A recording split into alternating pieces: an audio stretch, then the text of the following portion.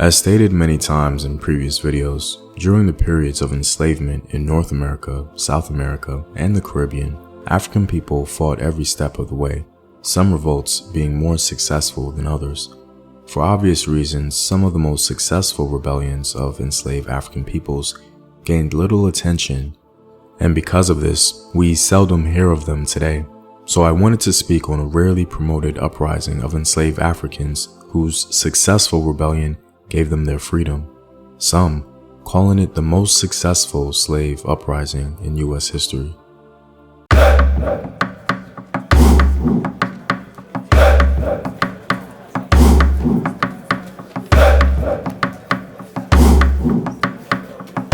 What up, African world? It's Home Team here, and welcome back to another video of African history, culture, and worldview. By supporting this channel on Patreon, you're helping in the creation of these videos and contributing to this content. The link to Patreon is in the description box below. Also, stay tuned with a word from my sponsors. Hello, my name is Howard Dorsey. I'm 54 years old. I'm here to talk about my experience with Herbal Results. I was getting sick, so I went to the doctor. And they told me that my blood pressure was high, my cholesterol was borderline or high. So I was very sick. You know, sometimes I thought I was dying at some point. And I ordered a bottle of olive leaf extract. This is how the bottle comes in. And within the first probably week and a half, 2 weeks, I checked my blood pressure and it was back down to normal. It was like 120/80. My cholesterol went down to 125. You know, I definitely believe that olive leaf extract from Herbal Results saved my life. At herbalresults.net. As with all my videos concerning this time period, I try to avoid some of the grueling details so that most people will be able to view the content. However, if you're sensitive to topics like these, please feel free to click away. In the journal article entitled The Creole Affair, scholars Edward Jervey and Harold Huber share their insight regarding how the so-called Creole Affair was received by historians. Much attention has been given in various studies to different revolts in the period of American Negro slavery. One of the most interesting of these, in no small part because of its leader Madison, Washington, was the uprising in November 1841 on the brig Creole. Little attention has been given to this event by historians. Diplomatic historians usually deal with the matter in one paragraph, and a recently published article puts most of the emphasis on diplomacy. The occurrence receives scant attention in the major work on judicial cases. The scant dissemination of this history is to be expected, as we've seen it before with the initial response to the news of the Haitian Revolution. On October 25, 1841, the United States brig known as Creole, commanded by Robert Enzor, left the home port in Virginia bound for New Orleans, carrying with it enslaved Africans and other items. The big Creole possessed a crew of 10, the captain's wife, daughter, and niece, and 4 other passengers. The soon-to-be leader of the revolt was an enslaved man named Madison, Washington. According to an account by another enslaved individual, Madison Washington was quite the impressive man. William Wells Brown, an ex-slave writing in 1866, declared that he was one of the handsomest of his race. His dignified, calm, and unaffected features announced at a glance that he was endowed with genius and created to guide his fellow men. According to Brown, Madison Washington was born into slavery in Virginia, married in his 20th year, escaped to Canada, but later went back to get his wife. In doing so, he was captured, taken to Richmond, and sold to the slave trader who was bound for New Orleans on the Creole.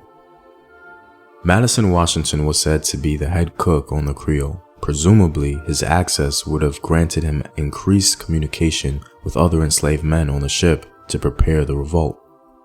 Madison Washington had the lead role in planning a revolt.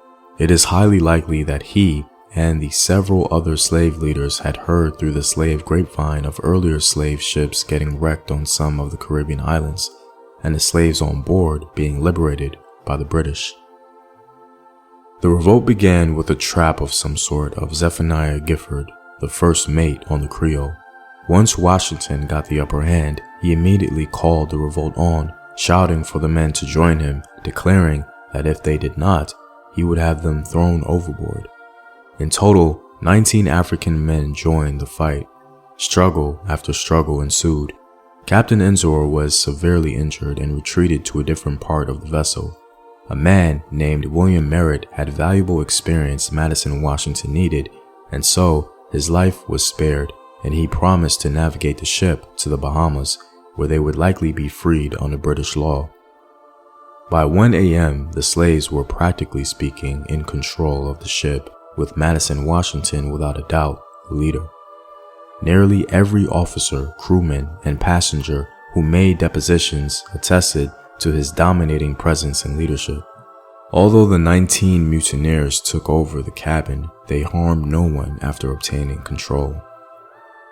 Madison Washington took full control and organized the men in a way that ensured no former officer or crew could retake the Creole. As for the Africans who did not participate in the revolt, they were treated much the same as the crew. Arthur Downey makes an interesting point regarding the emotions and tensions that must have permeated the Creole.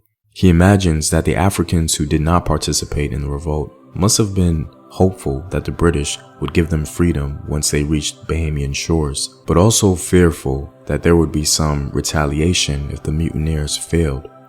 Also, the 19 Africans who revolted may have had a mixture of fear and hope as well, as their successful revolt could lead them to freedom under British law, or could lead to a return to the US meeting a gruesome fate.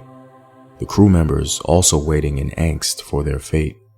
As the Creole reached the Bahamas, the 19 Africans under Madison and Washington continued to keep a tight hold over the vessel.